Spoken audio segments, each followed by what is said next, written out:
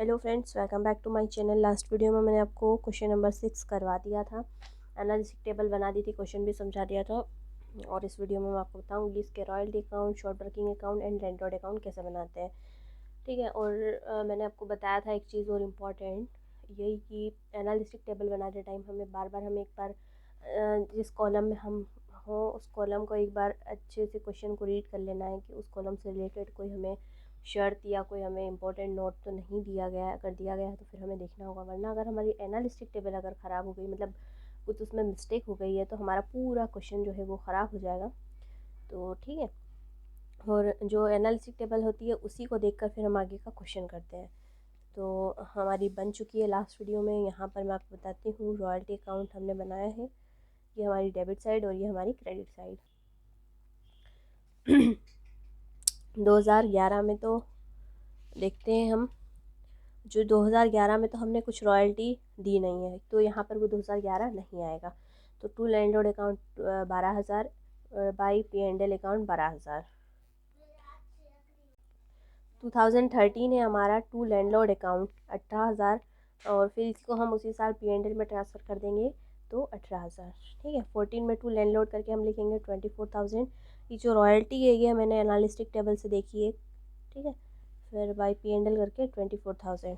फिर to landlord account 15 में 16,000, 2015 में बाई P&L 16,000, 2016 में टू लैंडलॉर्ड अकाउंट 23,000, 2016 में बाई P&L 23,000। ठीक है।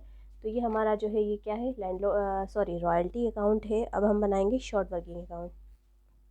शॉर्ट वर्किंग अकाउंट है कि मैंने थोड़ा सा पहले से इसलिए लिख कर रखा है क्योंकि बहुत ज़्यादा लंबा वीडियो हो जाता है और फिर मुझे भी अपलोडिंग में, एडिटिंग में थोड़ा सा प्रॉब्लम होता है, इसलिए।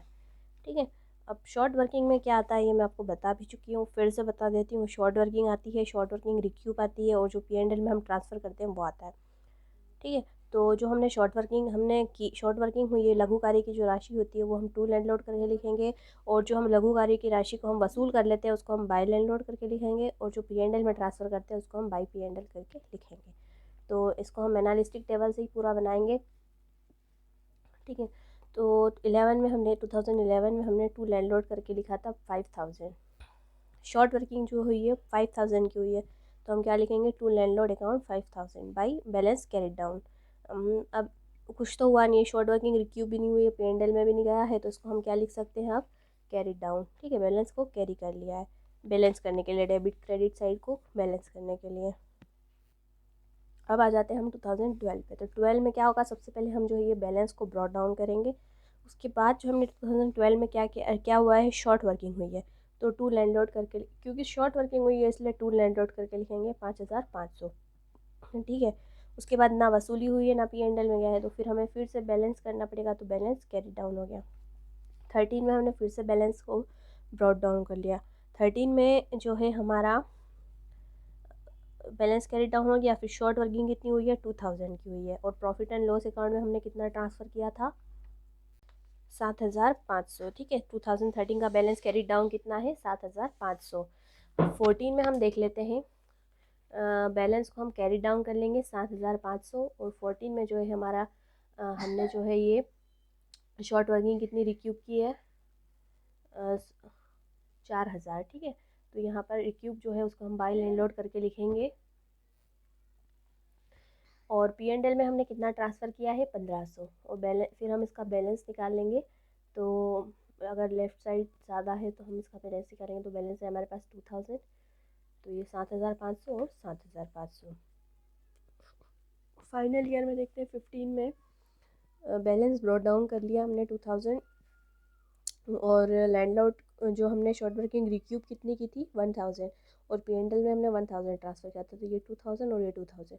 अब एक चीज़ आपको यहाँ पर दिख रही होगी, अभी तक हमने जितने भी क्वेश्चन किए हैं सभी में जो है लास्ट ईयर में बैलेंस कैरी डाउन नहीं होता है, ये बिल्कुल बैलेंस रहता है। तो ये चीज़ भी आपको ध्यान रखनी है, अगर यहाँ पर बैलेंस इक्वल नहीं आ रहा है मतलब हमारे क्वेश्चन में कुछ ना कुछ गड़बड़ ज़रूर है। अब हम यहाँ पर मैंने बना रखा है लैंडलॉर्ड अकाउंट, तो ये हो गया हमारा जो है ये डेबिट साइड हो गई, और ये हमारी क्या हो गई, क्रेडिट साइड हो गई। तो 11 में जो है जो भी हमारा पेमेंट है वो कितना है, 5,000, तो वो पेमेंट हम लिखेंगे, और जो शॉर्ट वर्किंग और रॉयल्टी अकाउंट से हमने टू लैंडलॉर्ड करके या बाई लैंडलॉर्ड करके लिखा था, अगर हमने टू लैंडलॉर्ड करके लिखा था तो इसमें जैसे हमने रॉयल्टी अकाउंट में हमने टू लैंडलॉर्ड करके लिखा था तो यहाँ पर बाई रॉयल्टी आ जाएगा। और अगर हमने वहाँ पर टू शॉर्ट वर्किंग अकाउंट में हमने टू लैंडलॉर्ड करके लिखा था तो यहाँ पर आ जाएगा बाई शॉर्ट वर्किंग। ठीक है, हमने उस अकाउंट से यहाँ पर हम ट्रांसफ़र करेंगे तो अपोजिट साइड में आ जाएगा और जो लेज़र का नेम है वो आ जाएगा। तो इसमें हमने शॉर्ट वर्किंग कितनी की थी, 5000। ठीक है, टू कैश अकाउंट कितना, सॉरी कैश कितना दिया था हमने, पेमेंट कितना हुआ था हमारा 17,500। और 2012 में रॉयल्टी हुई थी हमारी तो इसको हम लिखेंगे 12,000 बाई रॉयल्टी 12,000। और बाई शॉर्ट वर्किंग कितनी हुई थी हमारी, कितनी हुई थी 5,500। ठीक है, तो ये देखिए दोनों साइड बिल्कुल बैलेंस होकर चल रहा है। और 2013 में हमारा जो पेमेंट हुआ था 20,000 और बाई रॉयल्टी अकाउंट। तो जो हमारी रॉयल्टी है 13 की वो कितनी थी 18,000 और शॉर्ट वर्किंग कितनी हुई थी 2,000। 18 और 2 20,000, तो 20,000 और 20,000 आप देख रहे हो बिल्कुल ये बराबर होकर चल रहा है।